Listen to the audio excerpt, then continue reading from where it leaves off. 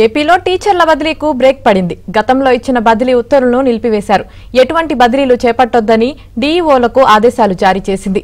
ఈ మేరకు ఉత్తర్వులు జారీ చేశారు పాఠశాల విద్యా కమిషనర్ ఎస్ సురేష్ కుమార్. ఎన్నికలకు ముందు మొత్తం 1800 మంది టీచర్ల బదిలీలు జరిగాయి. అయితే ఇవి పైరవీలు, సిఫారసులతో జరిగాయనే ఆరోపణలు వచ్చాయి. సీఎం పేషీలోని కొందరి అధికారుల ఒత్తిడితో ఈ పని జరిగినట్లు సమాచారం.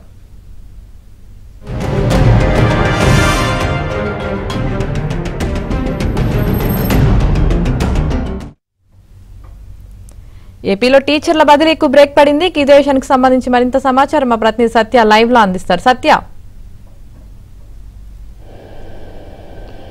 ఏపీలో కరెక్ట్గా ఎన్నికల కోడ్కు 15 రోజుల ముందు జరిగినటువంటి 1800 మంది టీచర్ల బదిలీలకు సంబంధించి, అంటే వారం 10 రోజుల ముందు జరిగినటువంటి బదిలీలకు సంబంధించి నిలుపుదల చేయాలంటూ కూడా ఆదేశాలు కొద్దిసేపటి క్రితం సంబంధిత శాఖ కమిషనర్ సురేష్ కుమార్ ఆదేశాలు ఇవ్వడం జరిగింది. దీంట్లో ఇప్పుడు ఇమీడియట్ గా ఎటువంటి బదిలీలు కూడా చేపట్టొద్దని ఆదేశాల్లో పేర్కొన్నారు. దీనికి సంబంధించి ఉత్తర్వులు కూడా జారీ అయ్యాయి. ఎన్నికలకు ముందు మొత్తం 1800 మంది టీచర్లను బదిలీ చేశారు.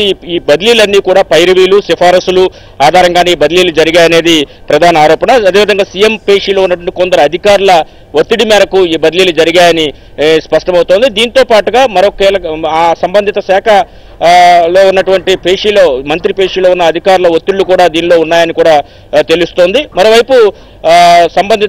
మరోవైపు ఉత్తరాంధ్రకు చెందిన ఒక సీనియర్ మంత్రి ఎవరైతే ఉన్నారో ఆయన కూడా ఈ భారీ ఎత్తున ఈ బదిలీల వెనుక ఉన్నట్టుగా కూడా అప్పట్లో తీవ్రమైనటువంటి వార్తలు వచ్చాయి. ఈ బదిలీల్లో సంపాదించిన మొత్తాన్ని, అంటే అవినీతి రూపంలో సంపాదించిన మొత్తాన్ని ఎన్నికల్లో ఖర్చు చేయడానికి సంపాదించుకుంటున్నారనే వార్తలు కూడా అప్పట్లో వచ్చిన పరిస్థితి అయితే ఉంది. కాబట్టి ఎన్నికల కోడ్కు కొద్ది రోజుల ముందు చేసినటువంటి ఈ బదిలీలన్నీ కూడా నిలుపుదల చేస్తూ సంబంధిత శాఖ కమిషనర్ అయినటువంటి ఎస్ సురేష్ కుమార్ కొద్దిసేపటి క్రితం ఉత్తర్వులు జారీ చేశారు. ముఖ్యంగా ఈ టీచర్ల బదిలీలకు సంబంధించి ఎటువంటి బదిలీలు ఇకపై చేపట్టొద్దని కూడా స్పష్టం చేసిన పరిస్థితి అయితే ఉంది. పాఠశాల విద్యాశాఖ కమిషనర్ ఎస్ సురేష్ కుమార్ ఈ బదిలీలకు సంబంధించి కొద్దిసేపటి క్రితం ఉత్తర్వులు ఇచ్చారు. గతంలో ఇచ్చిన బదిలీ ఉత్తర్వులను కూడా, అంటే ఇప్పుడు బదిలీలు చేపట్టకూడదు, గతంలో అంటే ఎన్నికల కోడ్కు ముందు ఇచ్చినటువంటి 1800 పోస్టులకు 1800 టీచర్ల బదిలీలకు సంబంధించి కూడా నిలుపుదల చేయాలని కూడా ఈ ఆదేశాల్లో స్పష్టంగా పేర్కొన్న పరిస్థితి అయితే ఉంది. ఒక రకంగా సిఫారసులు, అదేవిధంగా పైరవీల రూపంలోనే ఈ బదిలీలన్నీ జరిగాయని భావించిన నేపథ్యంలో దీనికి సంబంధించి ఉత్తర్వులు ఇచ్చినట్టుగా మనకు తెలుస్తోంది.